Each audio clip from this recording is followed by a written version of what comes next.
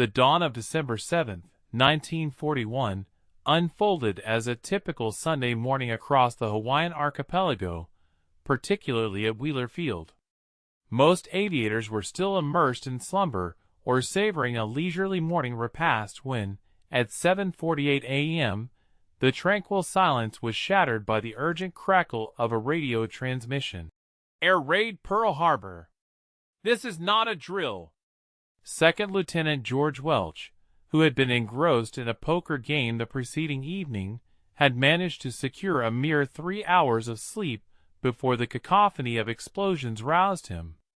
His immediate thoughts were not of valorous deeds or the annals of history, but rather of the imperative to become airborne before the invading Japanese forces could annihilate every single aircraft still grounded. Wheeler Field was rapidly engulfed in pandemonium. Maintenance crews dashed frantically between hangars, while officers bellowed conflicting directives. The distant, ominous rumble of ordnance impacting Battleship Row at Pearl Harbor intensified with each passing moment. Welch and his wingman, Kenneth Taylor, did not await official clearance. They swiftly commandeered an automobile, embarking on a 10-mile dash to Haleiwa Field, where several P-40 Warhawks had been strategically dispersed for training maneuvers. There, they prevailed upon mechanics to arm and refuel 2 fighter planes. No predetermined flight plan, no comprehensive tactical briefing, just raw, unadulterated instinct propelled by adrenaline. By 8:15 a.m., Welch's P-40B was hurtling down the unpaved runway, its engine screaming. The Japanese offensive had been meticulously orchestrated, executed with surgical precision. The initial wave alone comprised 183 aircraft, with Nakajima B-5N torpedo bombers and Aichi D-3A dive bombers spearheading the assault. Intelligence assessments had confidently predicted that American aircraft would be utterly incapable of leaving the ground. This prediction proved tragically close to the truth. Of the nearly 400 aircraft stationed across Oahu, only a mere handful managed to ascend into the skies that fateful morning. Welch was among those rare few. As he ascended through 2,000 feet, his gaze fixed upon them, not just a solitary enemy aircraft or two, but an entire formidable formation. 15 Aichi D-3A Val dive bombers, having completed their bombing runs over Pearl Harbor, were now flying in tightly coordinated V formations at an approximate altitude of 3,500 feet. They were making their return trajectory to their aircraft carriers, most likely the Akagi or Kaga, imbued with the conviction that their mission had been successfully accomplished. Conventional fighter doctrine would have mandated Welch to climb to an altitude of 5,000 or 6,000 feet, thereby establishing an advantageous altitude, and then to execute a diving attack, leveraging speed to his benefit. The P-40's Allison engine was renowned for its exceptional dive performance, and energy tactics formed the bedrock of every pilot's flight school curriculum. But Welch's attention was drawn to his fuel gauge. He had launched with perhaps 45 minutes of combat fuel remaining, and a sustained climb would consume precious minutes. His eyes returned to the bombers, which had already begun their gradual descent towards the ocean, coalescing into formation for the arduous flight back. It was then that he made a decision that would undoubtedly strike any flight instructor at Randolph Field as utterly irrational. He pushed the stick forward, initiating a precipitous dive towards the churning wave tops. Please stay with us and watch the end of the video. We will be grateful for your like and subscription. Please write a comment about where you are from and what you think about the video topic. Welch had a mere 15 seconds to fully grasp the formidable challenge confronting him. 15 Japanese dive bombers, each carrying a 3-person crew and still equipped with defensive machine guns, represented a significant threat. While the Aichi D-3A may have already unleashed its 550-pound bomb over Pearl Harbor, it was far from defenseless. Each Val possessed two forward-firing 7.7 mm Type 97 machine guns and a rear-facing 7.7 mm flexible mount operated by the radio operator. In a standard engagement scenario, this implied that Welch would be confronting at least 15 rear gunners the very instant he positioned himself for an attack run. The arithmetic was stark and unforgiving. His P-40B was armed with 6.50 caliber Browning machine guns, each containing approximately 200 rounds. This amounted to a total of about 1,200 rounds, a figure that appears impressive until one accounts for actual firing time. Given the M2 Browning cyclic rate of roughly 750 to 850 rounds per minute, Welch had, at most, 90 seconds of trigger time before his armaments would fall silent. 90 seconds to neutralize 15 hostile aircraft, while simultaneously enduring their retaliatory fire. The paramount principle of aerial combat was the altitude advantage, a fundamental truth ingrained in every pilot from their inaugural day of tactical training. This concept traced its origins back to the First World War, where aviators such as Oswald Bolte formalized energy fighting into established doctrine. Height equals speed equals options. The strategy dictated diving upon the adversary from a superior altitude, harnessing gravity to build velocity, executing the pass, and then ascending swiftly before the enemy could effectively react. The P-40 was inherently designed for this precise style of engagement. Its diving speed was exceptional, and in a vertical confrontation, it possessed the power to outmaneuver most Japanese aircraft. However, ascending to 6,000 feet would necessitate 3 to 4 minutes, with the Allison B-1710 engine operating at full power. By that time, the Japanese formation would have advanced 5 miles closer to their carriers, and potentially received support from the Mitsubishi A-6M0 fighters that had provided escort to Pearl Harbor. Welch had personally witnessed at least 3 Zeros strafing ground targets during his takeoff. These enemy pilots would undoubtedly react the moment they observed an American fighter climbing into position, placing him at a disadvantage of 20 to 1 before he could even discharge his initial burst. Furthermore, the Japanese forces were not anticipating any resistance at this juncture.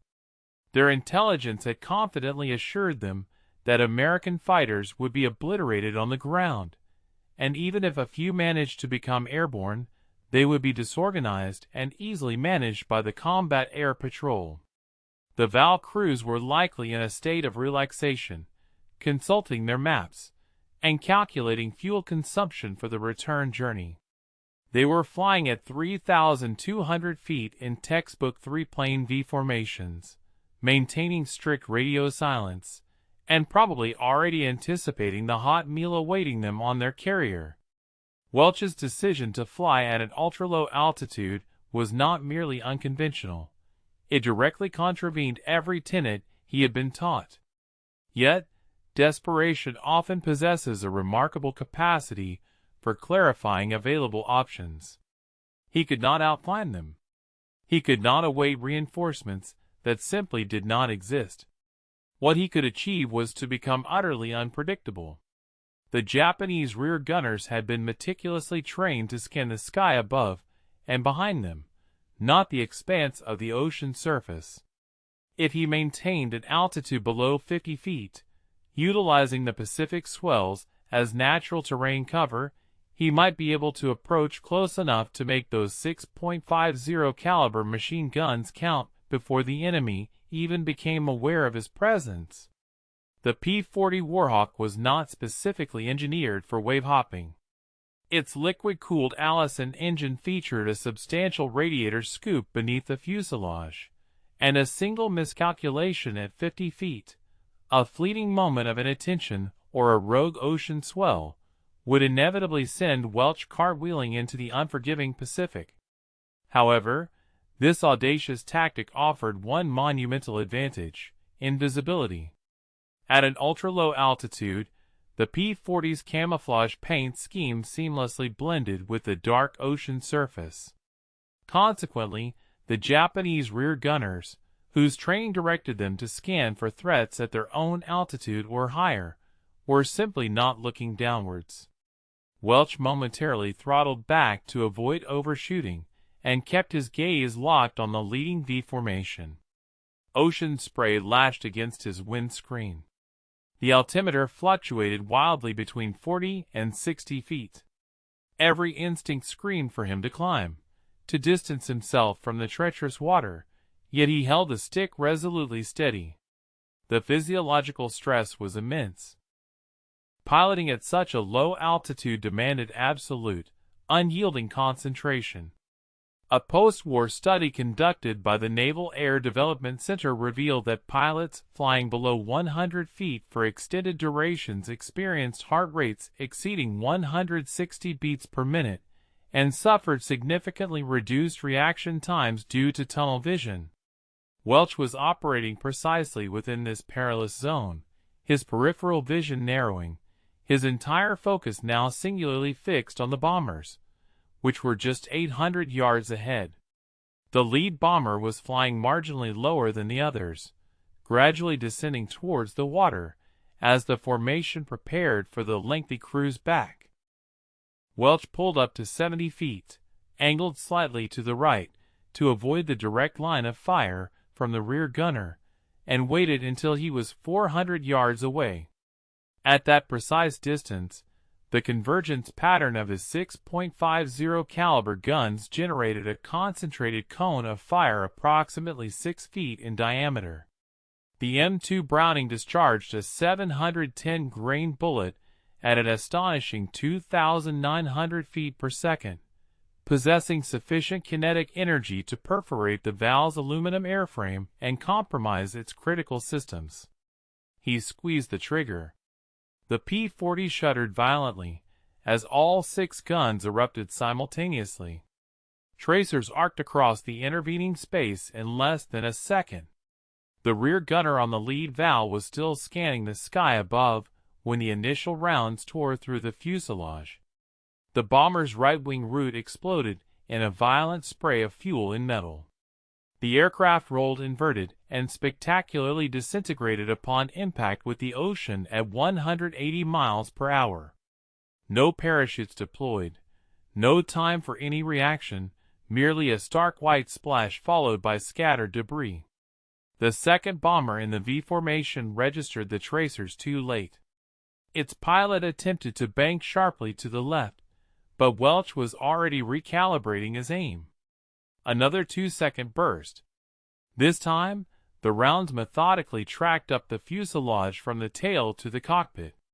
The valve's canopy shattered, and the aircraft pitched forward into a steep, uncontrolled dive, emitting a plume of thick black smoke. It struck the water 3 seconds later. 2 enemy aircraft neutralized in less than 20 seconds. At this point, the Japanese formation erupted into utter disarray. Radio discipline completely broke down as pilots frantically began shouting warnings. The third bomber in the lead V formation executed a hard brake to the right, its rear gunner finally spotting the P-40 skimming the waves. Welch observed the muzzle flashes as the 7.7 mm Type 97 opened fire, but the gunner was aiming at Welch's previous position, not his current trajectory. The rounds passed harmlessly overhead. Welch rolled left, maintaining his way top level, and skillfully maneuvered underneath the turning bomber's belly, a critical blind spot where the rear gunner could not depress his weapon low enough to track the aggressive American fighter. Another burst. The valve's engine cowling disintegrated, and coolant sprayed across the windscreen. The pilot desperately attempted to maintain control, but the Aichi's single 1,000 horsepower Kinsei engine was failing. The bomber slowed, staggered erratically, and then pancaked into the ocean, skipping twice before completely breaking apart. The aerial engagement intensified dramatically following the initial, rapid series of 3 successful attacks within a mere 90 seconds. With only a dozen enemy bombers remaining, every single crew member was now acutely aware that an American fighter aircraft was relentlessly pursuing them from an unexpected low-altitude position. The tightly knit Japanese formation, designed for coordinated defense, immediately fractured and dispersed. Conventional military doctrine for bomber formations under fighter assault typically mandated a tighter grouping, concentrating their defensive firepower to establish a formidable wall of projectiles and preserving the integrity of their flight pattern. However, this particular assault was far from conventional. The American pilot, Welch, was not descending from above where his approach could be visually tracked and defensive fire precisely coordinated. Instead, he was disconcertingly materializing from the expansive surface of the ocean, much like a predatory shark, striking with brutal force and vanishing just as swiftly back into the crests of the waves before the enemy gunners could even aim their weapons with any accuracy. The profound psychological repercussions of this novel tactic were absolutely devastating. One of the remaining bombers, in a desperate attempt to evade the relentless hunter, made a critical error, trying to ascend to a higher altitude in search of safety, a decision that proved to be irrevocably fatal. As the aircraft began its upward climb, pulling away from the ocean's surface, its airspeed plummeted from approximately 200 knots to perhaps 160 knots, presenting its entire vulnerable underside as a broad target to Welch's meticulously aimed weaponry.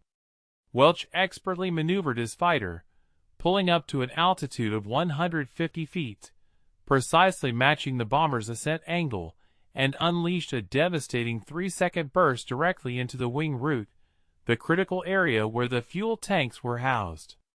The Val bomber's wing catastrophically folded upward at an acute 90-degree angle. The stricken aircraft then violently snap-rolled twice before plunging irrevocably straight down into the unforgiving depths below. The crew, tragically, had no opportunity to escape their doomed craft. At this juncture, Welch's ammunition counter indicated that he had expended approximately 400 rounds, representing a substantial one-third of his total ammunition capacity.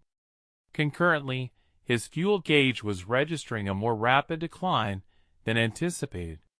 The powerful Allison engine, operating at full combat power, was consuming fuel voraciously, and the continuous, demanding maneuvers at such low altitudes were significantly diminishing his operational range. He estimated he had perhaps 20 minutes of active combat time remaining before he would be compelled to disengage and return to base, or face the dire prospect of a forced ditching in the vast ocean. Yet, the overwhelming surge of adrenaline coursing through his veins effectively suppressed any rational considerations regarding prudent fuel management. Stay with us and watch the end of the video. We will be grateful for your like and subscription. Please tell us where you are from and what you think about the video topic in the comments below. Two bombers, positioned within the second V formation, attempted a synchronized turn, strategically designed to bring both of their rear gunners' weapons to bear simultaneously. This was a particularly astute tactical maneuver. The objective was to establish a formidable crossfire pattern that would either compel the American fighter pilot to abort his attack run or force him to fly directly into an impenetrable barrage of incoming bullets. However, Welch, demonstrating remarkable foresight, had already anticipated this precise maneuver. Instead of pursuing them into their coordinated turn, he executed an abrupt and decisive hard left reversal, dropping back down to a mere 50 feet above the water, effectively vanishing from their visual field. The rear gunners, firing blindly, were expending their ammunition into empty air, while Welch skillfully repositioned himself approximately 800 yards away, rendered almost entirely invisible against the dark, undulating surface of the ocean. he re-engaged from a 45-degree angle, meticulously targeting the bomber positioned on the outer edge of the turn. The pilot of this particular aircraft displayed considerable skill. The instant he detected the telltale streaks of tracers, he abruptly chopped his throttle and deployed his flaps, attempting to induce an overshoot from Welch's fighter. However, the P-40 possessed superior energy management capabilities compared to the Val. Welch expertly reduced power, extended his attack run by an additional 2 seconds, and precisely walked his stream of fire from the bomber's tail section progressively forward. The bomber's rudder was the first component to disintegrate under the relentless assault, followed swiftly by the elevator, and finally, the rounds found their mark within the main fuselage. The Val violently rolled onto its back before spectacularly cartwheeling into the vast expanse of the Pacific Ocean. 5 enemy aircraft had now been successfully neutralized. The profound psychological impact inherent in the wave-hopping combat strategy became brutally apparent at this critical juncture of the engagement. Japanese bomber crews had undergone extensive training specifically for high-altitude formation flying and coordinated defensive maneuvers against conventional fighter attacks. Their drills rigorously prepared them for scenarios where American fighters would execute diving assaults from above or launch beam attacks from the flanks. Crucially, no training had ever prepared them for the unprecedented situation of a lone fighter aircraft attacking relentlessly from virtually sea level. Radio communications intercepted by American intelligence listening posts in the aftermath of the war vividly illustrated the absolute state of disarray and bewilderment that permeated the Japanese formations. Pilots frantically inquired about the location of the elusive fighter, while rear gunners reported their complete inability to visually acquire the threat, and formation leaders desperately struggled to maintain some semblance of order as their aircraft vanished one after another into the ocean. The 6th successful kill occurred when Welch intercepted a straggling bomber that had fallen behind the main formation while attempting to maintain its position. This particular Val exhibited clear signs of pre-existing damage, quite possibly sustained from anti-aircraft fire during the devastating attack on Pearl Harbor.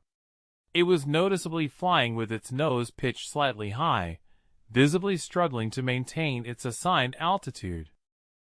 Welch approached stealthily from directly astern at wave-top level, then smoothly pulled up to an altitude of 60 feet, and unleashed a brief, precise burst of fire.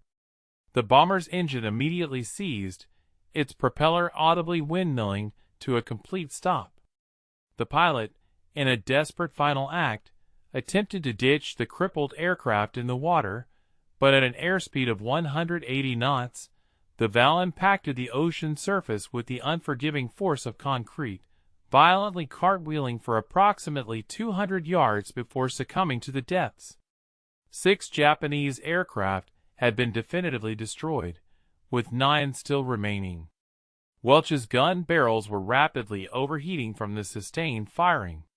His remaining ammunition supply had now dipped below 50%, and his hands were beginning to cramp from the constant, strenuous tension required to maintain control of the stick at such ultra-low altitudes. Despite these mounting physical and mechanical challenges, he was far from finished. The audacious nature of his tactical approach was proving remarkably effective. The Japanese forces were utterly incapable of coordinating a coherent defense against a threat they could neither consistently perceive nor accurately predict. The profound effectiveness of the wave-hopping tactic was not solely attributable to the element of surprise. It was equally, if not more, reliant on fundamental principles of physics.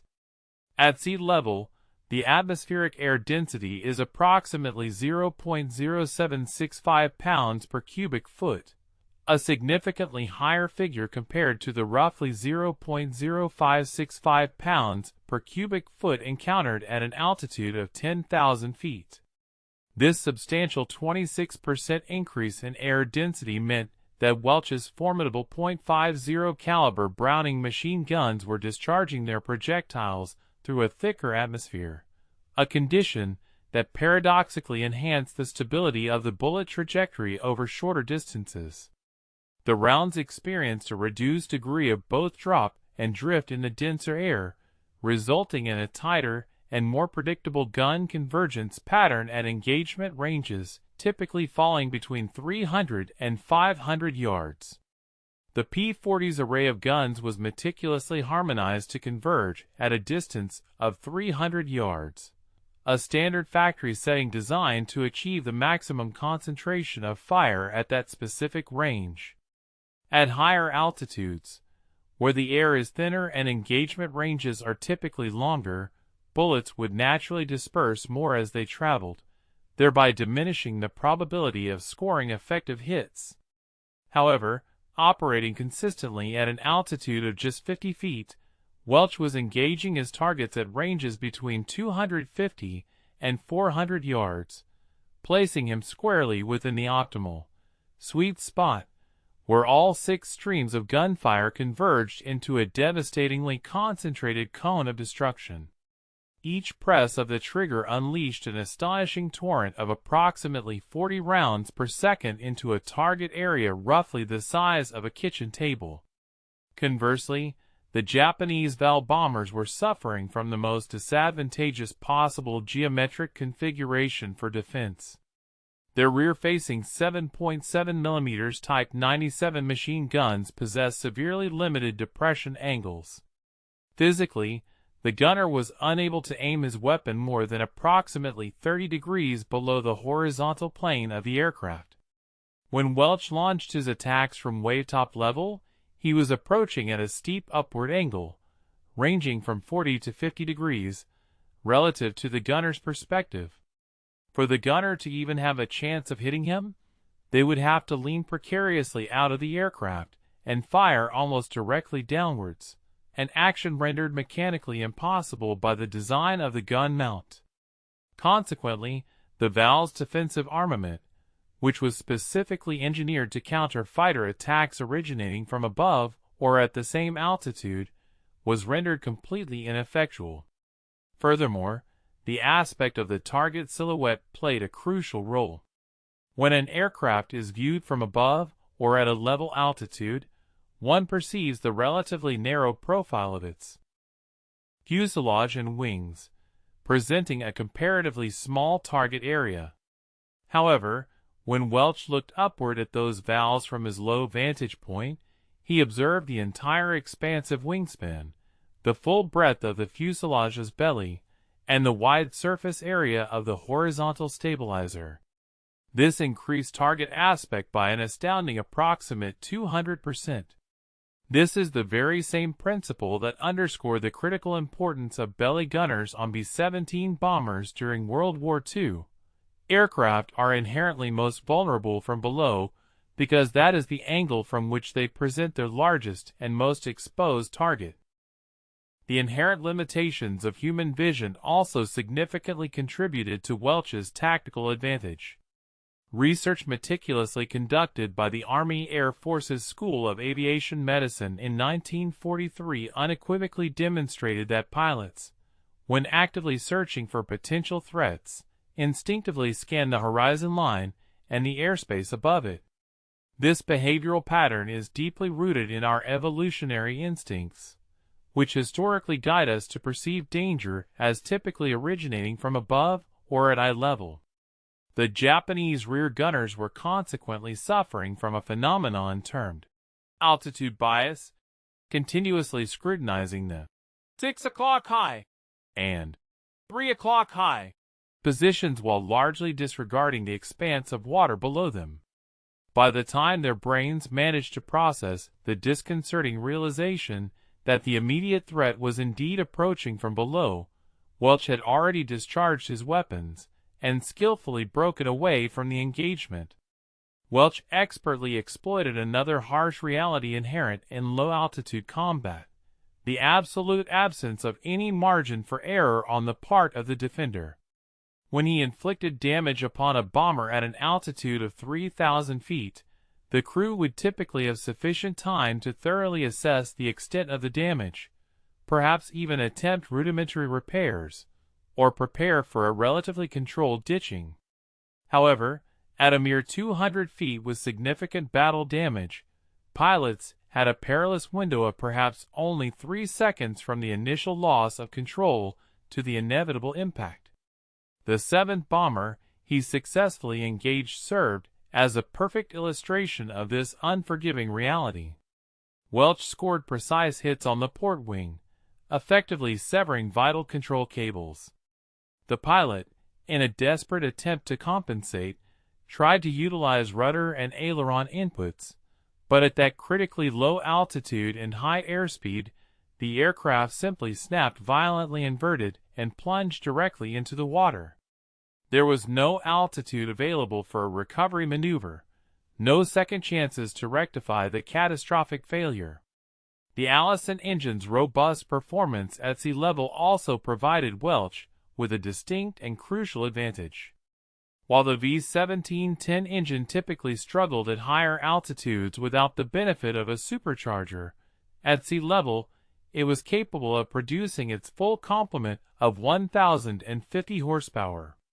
The P-40 could comfortably maintain an impressive 340 miles per hour in level flight at low altitudes, whereas the Japanese Val bombers, already slowed from their bombing runs and now maneuvering defensively, were operating at speeds of perhaps 180 to 200 knots. This significant speed advantage of approximately 100 miles per hour allowed Welch to meticulously choose his attack angles, dictate the precise engagement ranges, and disengage swiftly before the Japanese could effectively coordinate any counter-tactics. The remaining 9 bombers were not prepared to surrender without a fierce struggle. Their formation leader, presumed to be a seasoned veteran with prior combat experience from the conflict in China, initiated a series of sophisticated evasive tactics.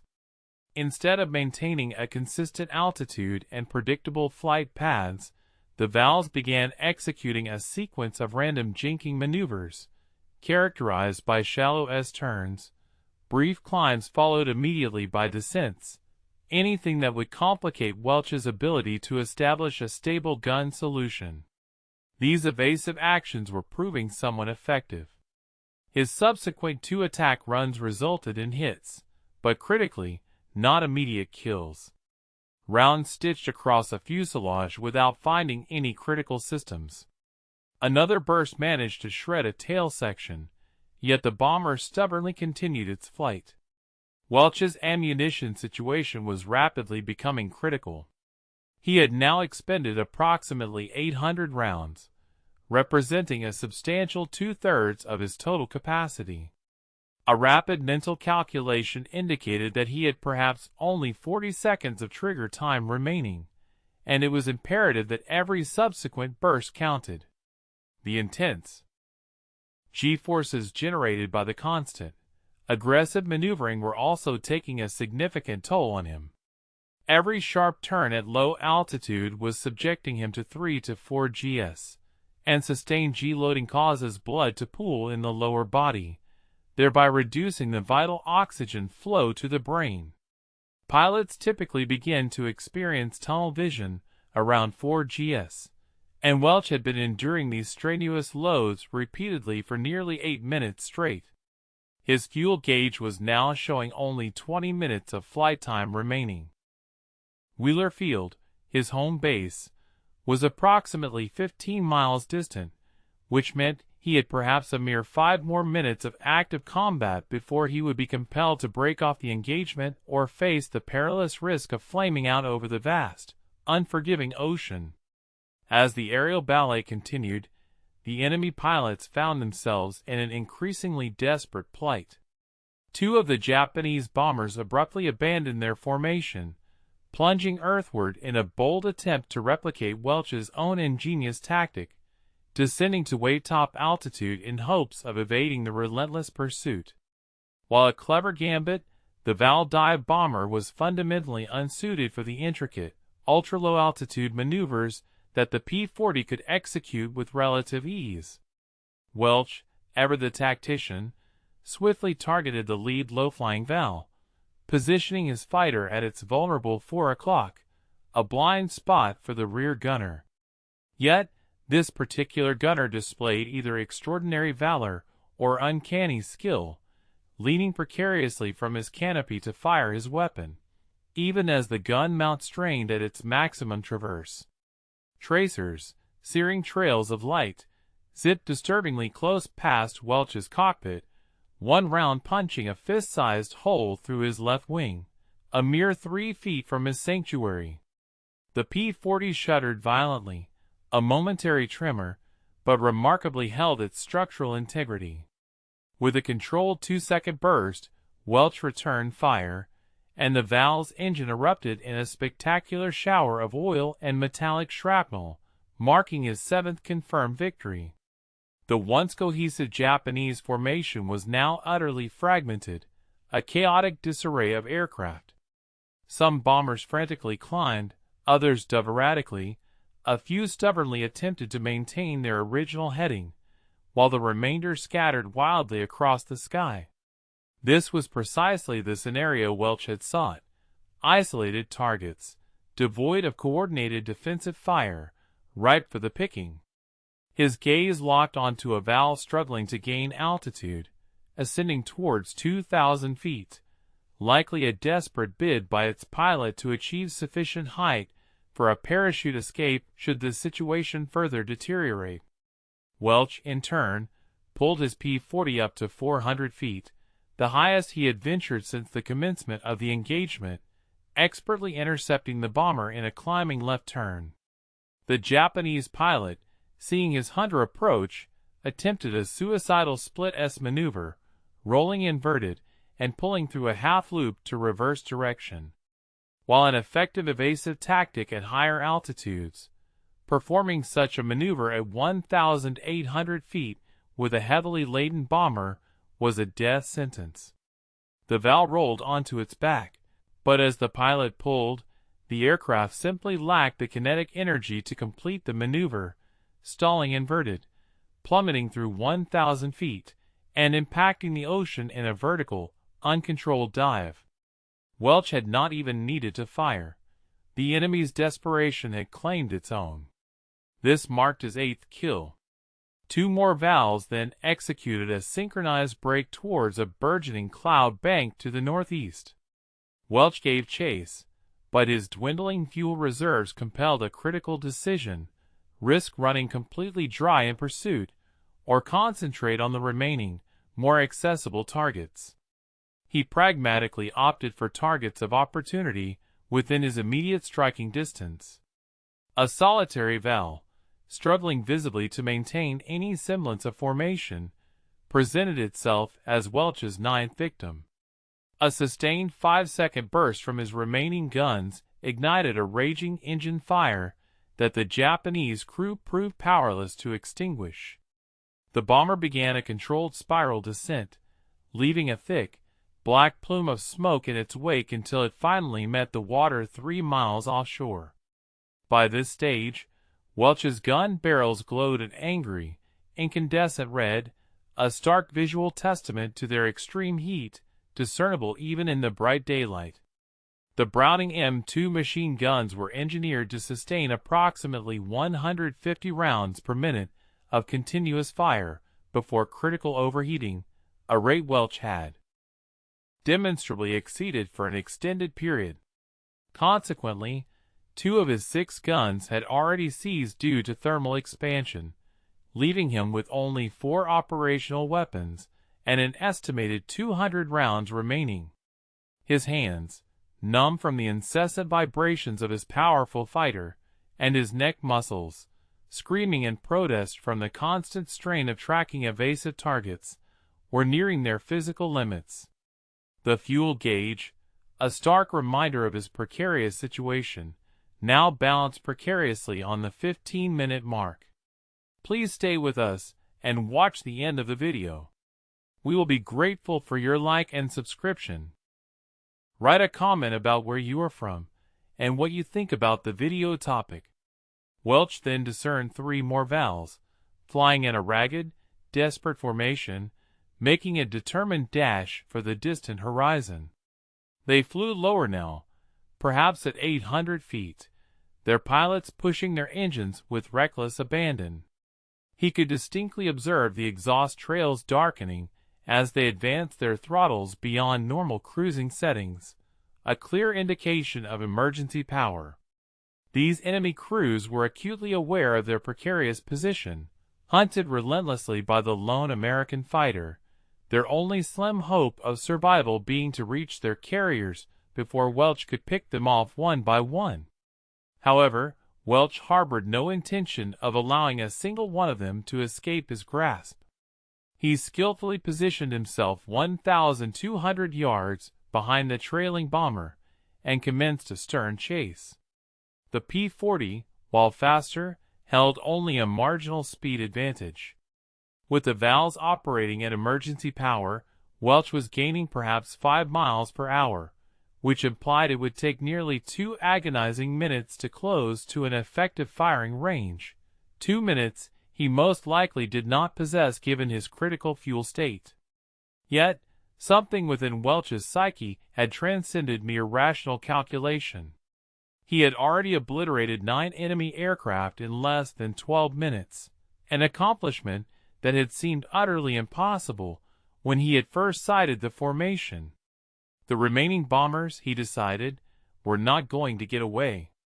At a range of 600 yards, Welch initiated fire with a prolonged burst, understanding that his diminished gun count necessitated extended trigger time to achieve the requisite hit density.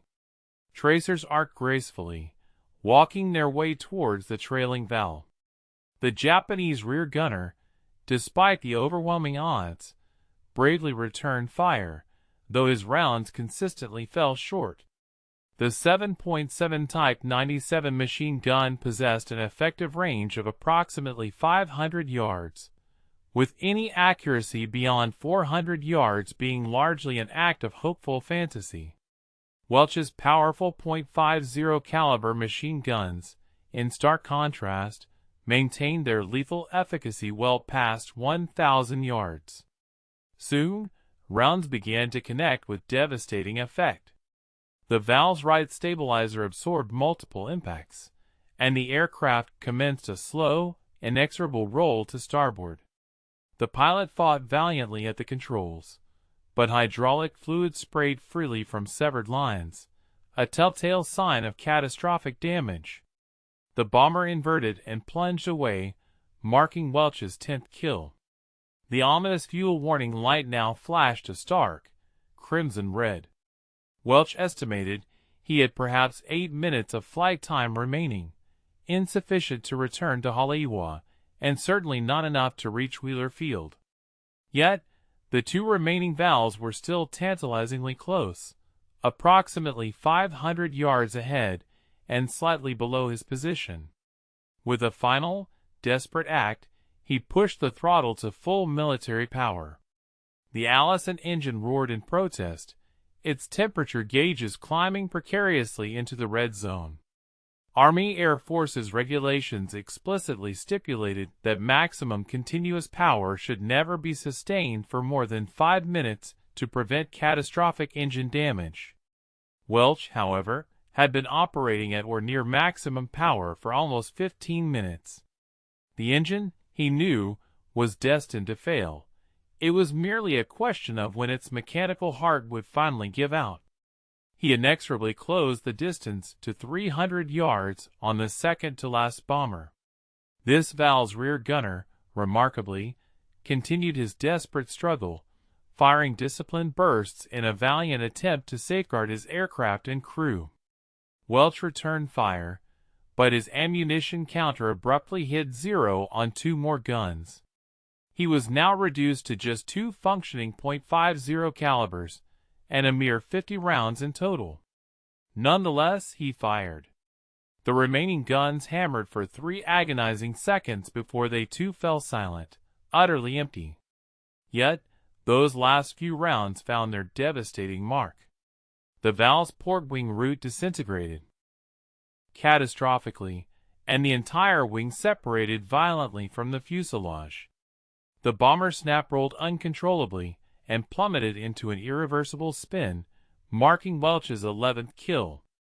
Only one Val remained. A single bomber, now fleeing frantically towards the distant horizon, with a lone P-40 in relentless pursuit. Both aircraft were quite literally running on fumes.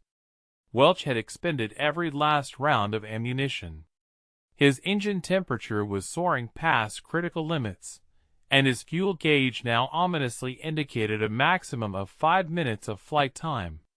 The rational, prudent decision would have been to disengage, turn back, and attempt to reach land before his engine inevitably quit. But Welch, driven by an indomitable will, continued his pursuit. He closed the distance to 200 yards, then 100, flying directly behind the Val in an almost perfect formation. The Japanese rear gunner, still firing, unleashed what little ammunition he had left. Welch could clearly discern the muzzle flashes, but the gunner's angle was now too steep, and his rounds passed harmlessly beneath the belly of the P-40. At an astonishingly close range of 50 yards, Welch executed a maneuver utterly unprecedented in aerial combat. He pulled his P-40 alongside the Val, precisely matching its speed and altitude, flying wingtip to wingtip. The Japanese pilot, in a moment frozen in time, turned his head and looked directly at Welch across the narrow gap separating their aircraft. What thoughts raced through that pilot's mind in that instant remains lost to the annals of history. But what transpired next would forever become legend. Welch edged his P-40 even closer, masterfully employing his aircraft's wing to disrupt the delicate airflow over the Val's wing, a daring technique known as aerodynamic interference. In such dangerously close formation, the turbulent air generated by one aircraft's wing can profoundly destabilize another's flight characteristics. The Val immediately began to rock violently from side to side, its pilot desperately fighting to maintain control. Welch, with unwavering resolve, held his position, his wing a mere 20 feet from the bombers, relentlessly generating a constant, destabilizing turbulence. The Japanese pilot, in a final, desperate attempt to break free, banked sharply to the right, but his control inputs were too aggressive, too panicked. The Val stalled abruptly, snapped inverted, and plunged irrevocably into the vast expanse of the Pacific Ocean. Welch had just achieved his 12th kill without firing a single shot. However, in the very next instant, his own engine coughed violently. Fuel starvation. The mighty Allison engine sputtered and died, its propeller now uselessly windmilling in the slipstream. He found himself 12 miles from the nearest land, with a dead engine and perhaps 2,000 feet of altitude remaining. The P-40's glide ratio was approximately 8-to-1, meaning he would require 1,500 feet of altitude to glide just 1 mile. The calculations, though grim, indicated a barely feasible chance of survival. Welch expertly trimmed the P-40 for its best glide speed, and indicated 110 miles per hour, and aimed his now silent aircraft towards Wheeler Field. The only sounds were the mournful rush of wind and the futile windmilling of the propeller.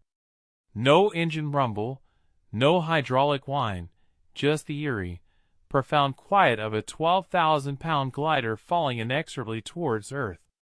He could now discern Wheeler Field in the distance, columns of smoke still rising lazily from hangars ravaged by the Japanese attack. The runway, from 8 miles out, appeared impossibly small, a mere strip on the horizon. His right wing was visibly trailing fuel, a steady seep from the bullet hole sustained earlier. The control surfaces, while still responding, felt sluggish, indicative of damage he had been too engrossed in combat to notice. Furthermore, at least a dozen additional holes peppered the fuselage and tail section, a stark testament to how perilously close those Japanese rear gunners had come to ending his sortie permanently. The P-40, through sheer mechanical stubbornness, was holding together, but the impending landing promised to be fraught with peril. Without engine power, he had no hydraulic pressure to deploy his flaps or extend his landing gear. He would be forced to come in hot, wheels up, sliding on his belly across the runway. The damaged aircraft was destined for a forceful landing, skidding along the runway on its underside without the benefit of functional landing gear. From an altitude of 1,000 feet and approximately 4 miles from his destination, Welch acutely perceived an error in his initial calculations. The expected glide ratio was proving inaccurate, failing to adequately compensate for the significant aerodynamic drag caused by the battle damage. His descent rate was alarmingly accelerated, perhaps shedding 150 feet per mile rather than the anticipated 125, making the approach to Wheeler Field's runway incredibly precarious. A fleeting thought of bailing out crossed his mind, yet at a mere 800 feet, the insufficient altitude precluded any safe parachute deployment, irrevocably committing him to remain with the crippled fighter through its final descent. Meanwhile, vigilant emergency personnel stationed at Wheeler had already identified his predicament. Their trained eyes observed the immobile propeller blades and the aircraft's distinctly steep, almost suicidal, glide path. Immediately fire trucks, their foam cannons primed and ready, began a frantic sprint towards the designated landing area.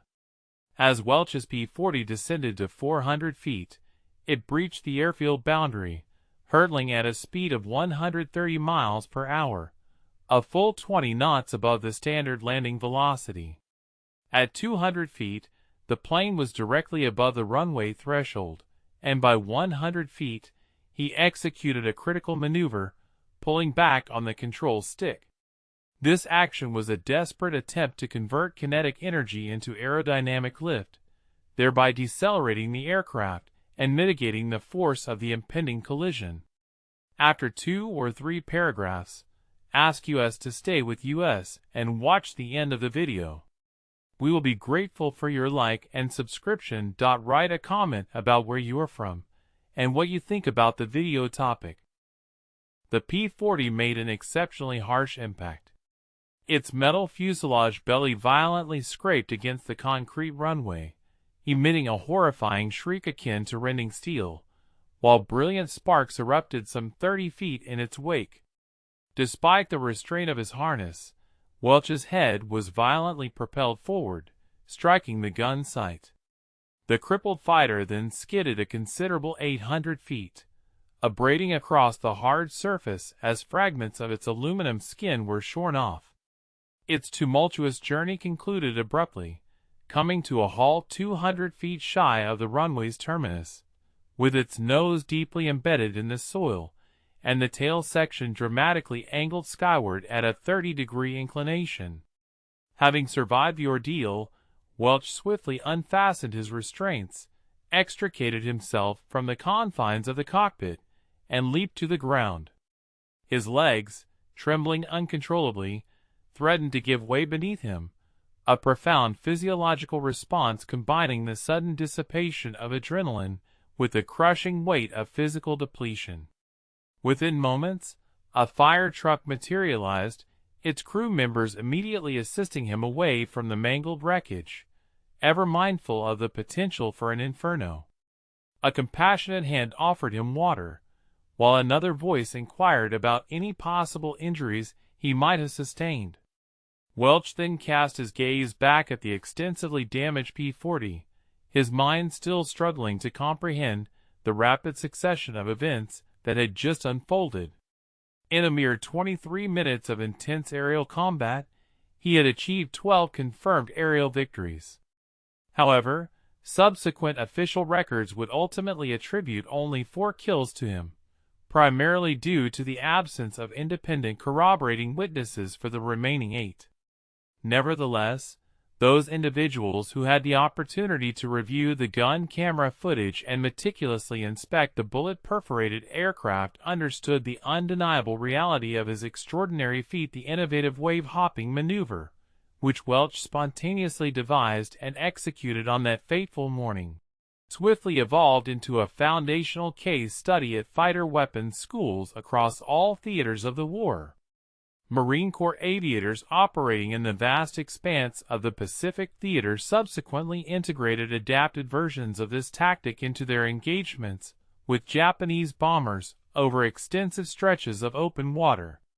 The fundamental concept of employing natural features, in this specific instance, the very surface of the ocean, for concealment while launching assaults from unforeseen vectors profoundly shaped tactical doctrine for many decades to come. Even contemporary fighter tactics continue to incorporate principles of terrain masking and low-altitude ingress, directly attributable to the profound influence of combat engagements such as Welch's. For his exceptional bravery and decisive actions on December 7, 1941, George Welch was awarded the Distinguished Service Cross. A significant number of observers and contemporaries firmly believed he was deserving of the Medal of Honor, the nation's highest military decoration. However, a lingering controversy surrounding the official authorization for his takeoff ultimately led to the conferment of the lesser, though still highly prestigious, award. Welch successfully navigated the remainder of the war, accumulating a remarkable total of 16 confirmed aerial victories. Following his combat service, he transitioned into a distinguished career as a test pilot, achieving the unofficial distinction of being the first American to surpass the speed of sound in 1947, a feat for which Chuck Yeager later received official recognition. Tragically, Welch's life concluded in 1954 when an F-100 Super Sabre, which he was actively flight testing, catastrophically disintegrated during a perilous high-speed dive. Yet, on that fateful Sunday morning high above Pearl Harbor, Second Lieutenant George Welch unequivocally demonstrated that a potent combination of tactical inventiveness and unadulterated daring possessed the power to surmount seemingly insurmountable challenges. A total of 15 Japanese bombers had launched from their respective aircraft carriers that morning, anticipating an unmolested journey back to their fleet. Astonishingly, 12 of those bombers never returned. Through the audacious actions of a single American pilot, flying solo at the mere height of the waves, armed with nothing but raw instinct, and the firepower of 6.50 caliber machine guns, the established paradigms of air combat were irrevocably altered within 23 minutes of sheer pandemonium. This pivotal juncture marked the profound transformation of desperate circumstances into an exhibition of unparalleled tactical brilliance. Consequently, the seemingly audacious and almost reckless decision made by one individual pilot transcended into a legendary narrative, a compelling case study that continues to be meticulously examined and revered by fighter pilots even after 8 decades.